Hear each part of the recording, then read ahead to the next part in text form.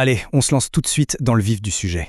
Aujourd'hui, on va décortiquer une strate vraiment complexe et franchement méconnue de l'Algérie coloniale de la fin du 19e siècle.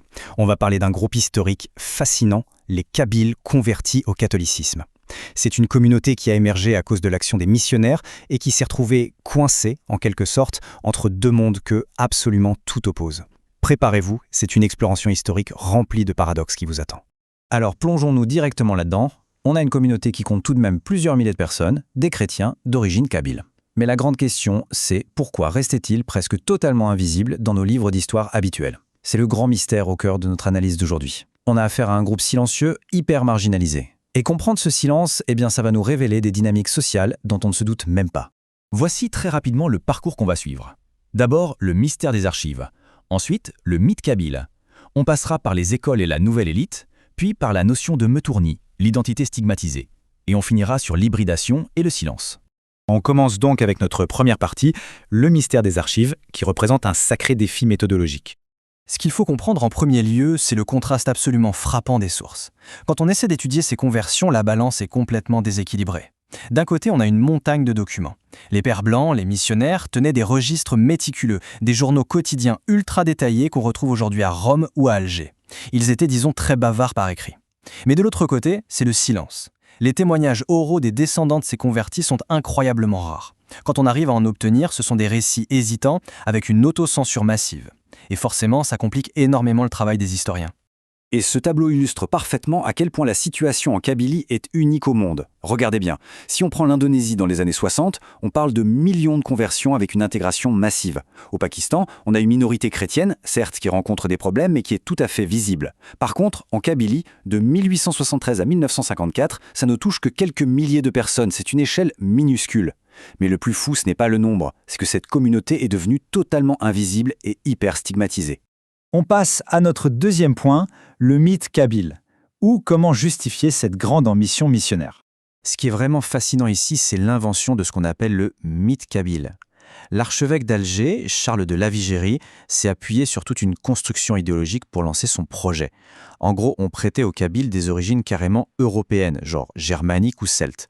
On se disait qu'ils n'étaient qu'en surface islamisée, qu'ils avaient déjà des traditions démocratiques dans leur village, et surtout, on fantasmait un ancien passé chrétien romain qui, selon eux, ne demandait qu'à être réveillé. Et cette idée de réveil, elle est centrale. Pour les Pères blancs, la mission ne consistait pas du tout à imposer une foi étrangère. Pas du tout. Dans leur logique, il s'agissait littéralement de ressusciter un passé chrétien qui aurait été oublié. En s'appuyant sur ce mythe monté de toutes pièces, les missionnaires voyaient les Kabyles comme les candidats parfaits pour une assimilation coloniale totale. Troisième étape, école, orphelinat et la création d'une nouvelle élite. Voyons la mécanique de cette conversion. Sur le terrain, comment ça se passait concrètement? La mécanique était assez implacable. Tout part d'une misère absolue, notamment avec les enfants rendus orphelins par la grande famine de 1867. Ces enfants, très vulnérables, étaient recueillis dans les internats des missionnaires. C'est ce qu'on appelle les conversions de la misère. Là-bas, ils recevaient une éducation francophone de très haut niveau. Mais attention, le résultat est à double tranchant. Oui, il y a une vraie promotion sociale, mais elle s'accompagne d'un déracinement total, d'une déconnexion culturelle profonde avec leur milieu d'origine. Et là, il faut vraiment s'arrêter sur ce chiffre de 5% parce qu'il remet les choses en perspective. Au début du XXe siècle, les écoles missionnaires ne représentaient que 5% de la scolarisation indigène dans le département d'Alger. C'est une goutte d'eau. Mais malgré ça, cette minorité infime a produit une élite professionnelle incroyable. Des avocats, des médecins, des instituteurs de premier plan, tous façonnés par les pères blancs. On arrive à notre quatrième section, Moutourni, une identité lourdement stigmatisée, marquée par un double rejet. Le cœur du problème pour ces convertis se résume à un seul mot, très lourd de sens, matourni. C'est une déformation, une arabisation du mot français « tourner ». Le matourni, c'est la girouette, c'est le renégat, celui qui a retourné sa veste.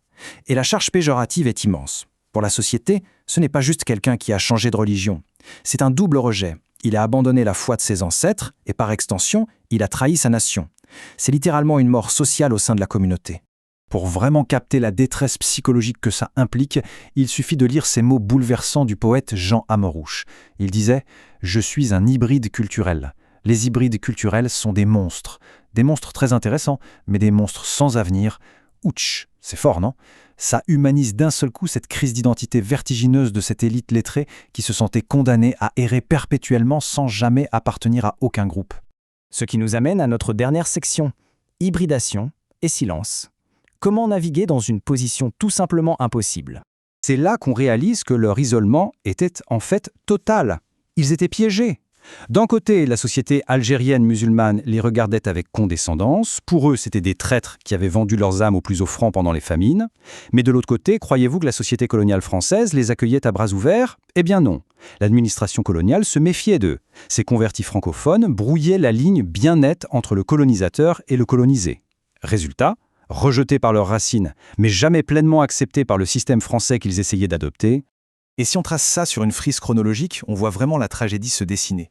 En 1867, on a l'accueil des orphelins, les fameuses conversions de la misère.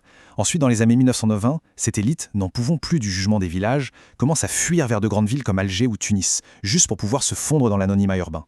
Ils essaient de se faire discrets. Mais en 1954, patatras. Le déclenchement de la guerre d'Algérie vient faire voler en éclats cet anonymat. D'un coup, on exige d'eux de choisir un camp. L'équilibre impossible de leur identité hybride ne tient plus face à la guerre. Pour clore cette exploration, il y a une question primordiale qu'on doit se poser. Comment l'histoire silencieuse de ces convertis met-elle en lumière les immenses failles du projet colonial d'un côté et de la construction de l'identité nationale de l'autre? C'est ce qu'on disait tout à l'heure. Étudier les marges absolues d'une société, c'est comme utiliser une loupe géante pour voir les dysfonctionnements du centre. Le système colonial a voulu forcer l'assimilation en s'appuyant sur un mythe, et tout ce qu'il a produit, ce sont des vies de silence, de solitude et de fracture.